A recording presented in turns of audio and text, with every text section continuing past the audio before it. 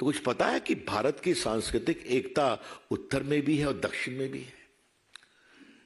क्या गांधी परिवार को कुछ याद है कि सुदूर उत्तर के माता वैष्णो देवी पर जो नारियल चढ़ता है वो दक्षिण में उगता है? तो क्या नॉर्थ इंडिया और साउथ इंडिया की बात की जा रही है? कहां तक गिरेगी कांग्रेस पार्टी अपने को राजनीतिक रूप से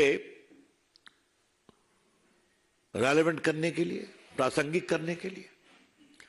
और मैं सीधा कांग्रेस पार्टी पर इसलिए आरोप लगा रहा हूं कि उनका वीडियो कल ही आ गया था और हमें लगा कि उनसे माफी मंगवा के जाएंगी शपथ में। ऐसा कुछ नहीं हुआ है। ये भारत तो एक है ना। कभी सेना के लोग, मुझे सेना पर कुछ बोलना है, कभी सेना के लोग सोचते हैं क्या कि हमें उत्तर में काम करना है कि दक्षिण में काम करना है? आप हमें बताइए। तो क्या भारत की सांस्कृतिक एक और भारत की जो आजादी के आंदोलन में राजा गोपालाचारी जी कहां के थे, कि कामराज जी कहां के थे, doctor Radha Krishnan philosopher, president king, वो कहां के थे?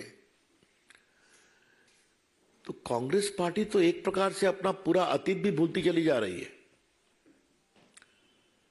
I totally condemn this careless disregard of India's spiritual, civilizational, social and political unity which has been there for the last thousands of years.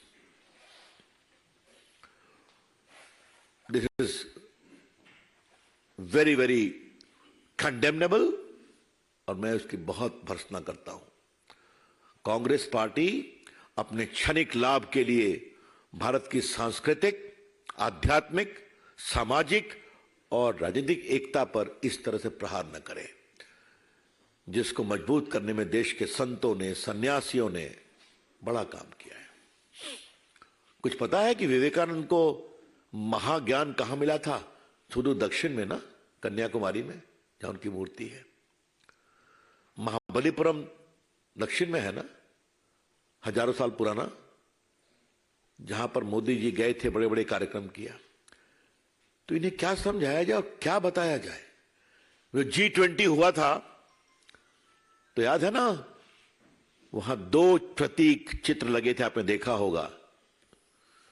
एक था कोणार्क का चक्र, हाँ, मंदिर का, और दूसरा माई बिहार से नालंदा यूनिवर्सिटी, जिन्होंने बिडेन को बताया कि what is the great significance of this university हजारों साल। तो ये बहुत पीड़ादायक है, इसके हम बहुत भर्त्सना करते हैं, लेकिन नीतीश बाबू भी खामोश हैं। ये तो और लगता है। नीतीश बाबू, ये तो सवाल आपकी जात पर आ गया।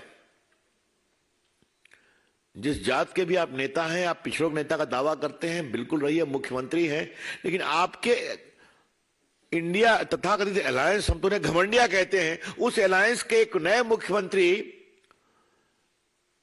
बिहार के डीएनए पर सवाल कर रहे हैं, आप कुछ नहीं बोल रहे हैं। आपके जात के डीएनए पर सवाल कर रहे हैं अपने पराजित मुख्यमंत्री को लेकर, उस पर भी खामोश है। तो अपने राजनीतिक स्वार्थ के लिए आप लोग खामोश कब तक रहेंगे? जब दक्षिण भारत से बहुत ही इररिस्पॉन्सिबल बात कही गई थी, श्रीमान स्टालिन के पुत्र के द्वारा सनातन धर्म के बारे में बहुत ही घटिया बातें, तब भी खामोश थे नीतीश कुमार, सोनिया गांधी, राहुल गांधी, प्रियंका जी, खरगे जी, उनके पुत्र तो और उसमें आग में घी डालने का काम कर रहे थे। और आज जब भारत की एकता को तोड़ने की कोशिश की जा रही है इस तरह के वक्तव्यों से, तब भी खामोश है। तो क्या मतलब है इसका? ये बहुत पीड़ादायक है। और मैं बिहार से आता हूं, मुझे बहुत गर्व है अपने बिहारी मिट्टी पर। तो मैं जरा नवनिर्वाचित नियुक्त मुख्यमंत्री तेलंगाना को एक नेक सलाह देना चाहूंगा। आपके काडर आईएएस आईपीएस में बहुत बिहार के अफसर्स हैं। अब आप मुख्यमंत्री बने हैं तो वो कैसा काम करते हैं ये आप देख लीजिएगा। मुझे मालूम है कि आंध्र तेलंगाना काडर के बहुत से आईएएस आईपीएस जो बिहार मूल के हैं, वो भारत के योग्य भी अफसर बने हैं, तमिलनाडु के बने हैं। तो उनका डीएनए क्या है मिस्टर मुख्यमंत्री, ये आपको समझने का मौका खुद मिलेगा तो आप मुख्यमंत्री हो गए।